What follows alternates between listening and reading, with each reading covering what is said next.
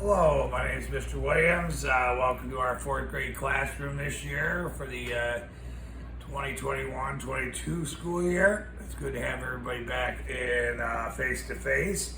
So I want to go over some general procedures that might be helpful to you and your child so that we can be on the same page and have a productive year. First of all, I've been teaching in Roseville. This is my 34th year, and I've had 32 years in fourth grade, so I've got fourth grade down pretty pat. So it is a challenging year. It's a stepping stone year for children. They get out of the early elementary and moving on more towards what our goal is to get them ready for junior high school and then obviously on to high school and beyond. One important thing we do every day at the end of the day is our student planner. This planner has pages in it to where the children fill out their assignments for every day, and I check it at the end of every day.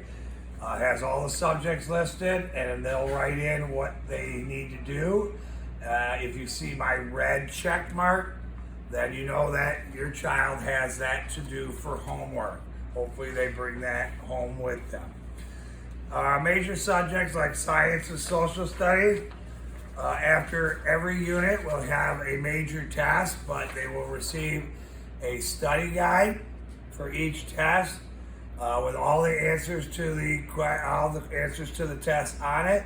And then when they take that test, we give them about 4 days to study. We study in class, but they should also be studying at home.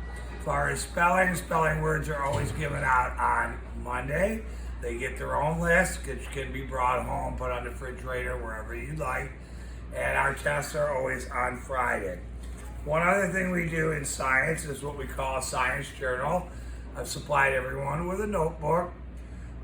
It tells you the directions on the inside, how to do it, and we keep this journal on a daily basis. All our things get written up, questions from the textbook or our experiments. This gets graded and counts as much as a test. As far as math, this is our math workbook. When you later on down the road, when we get more heavily into it, each workbook will end up having a white card on the front stapled to it, and the page numbers will be listed on pages that they need to either do or correct. And it's only the graded ones which you'll see the numbers with a red circle around it. The rest of the work is practice, and those are the ones that I like them to concentrate on. Okay? As far as corrections, all tests that are C's, D's, or F's must be taken home. Well, D's and F's must be taken home and signed by the parents so you're aware there is a problem. But all tests C's, D's, and F's can also be corrected to earn extra points, and you can move it up one full grade level. So an F can come to a D to a C to a B. All right? By using the study guides on the major science and social studies tests, it's real easy, copy from one to the other. As far as the math book and reading tests, the math book corrections can be made, and you can find that on that white card to increase that grade. The only tests I do not allow to be corrected are the spelling tests, okay? All our books can go home, so if your child is telling you, I can't bring my books home, that is not true. Just make sure they bring them back to school on a regular basis. Their laptops should be charged fully and hopefully brought to school on a daily basis. We're not going to use them a whole heck of a lot, but we will for certain testing and other items that we have to do online.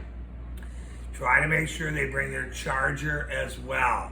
If you've lost a charger, you're going to need to purchase one from Central Administration. They can help you out in the technology department. If you do not have a laptop or it has been damaged, you need to contact Central Administration, the technology department, and they can hook you up with what you want. Water bottles can be brought to class, and I let them have them in class unless they become a problem. We fill them up once in the morning, once in the afternoon, because we can't use the water fountains as a mouth to transmission thing. So please have them bring a water bottle. It doesn't have to be anything fancy. It can be a regular Aquafina plastic water bottle. Our behavior plan is the school behavior plan, which they should be familiar with if they've been here. It's a point system. I kind of adapt it a little. I give them 2 warnings, first of all, before anything happens. Then I take away half their recess, then their full recess, and then we go to points. We follow the point system after. I'll keep you aware of it. And after 5, they go to the principal and she'll be in contact with you. And if they do reach 10, which I do not expect, they will have a 1-day suspension. I don't like suspensions because I think they really need to be in class. The other thing is, if you could get a view of just what the classroom looks like as far as desk setup, we are spread out in our traditional rows. There is distance between them, and it's totally up to you if you want your student or your child to wear a mask or not wear a mask. Masks don't have to be worn outside at recess. When I'm sitting here with one-on-one help, I will be wearing my mask, but that's totally your directive. If you'd like to know whether your child is following the rules that you have set place at home, contact me and I'd be happy to keep an eye on it for you. The most important thing is our parent contact, and I've got that through Dojo. Most of you I've already sent home how to get on Dojo. There's only about 4 students right now that are not on Dojo. I'll continue to send those out. If you have any problem with that, please contact the school and let me know. I will inform you of when study guides go out, when tests go out, any behavior points that are given to your child, any problems, anything you need to know as far as school information from us. So that's the most important thing.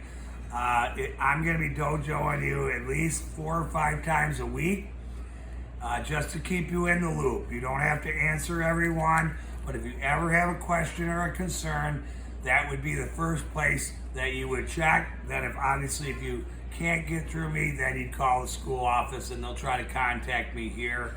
Or if it's a greater problem, we can take it to Miss Ambrose and we'd be happy to sit down and work anything out. Looking for a real enjoyable school year, hoping for a lot of success. I know it's going to be tough because they've missed a lot over the last year and 3 months, but we're going to do the best we can to get them caught up and make them be productive students so the future goes a lot smoother for them. Thank you very much for your time, and I'm looking forward to seeing you whenever we can in person. Have a great day.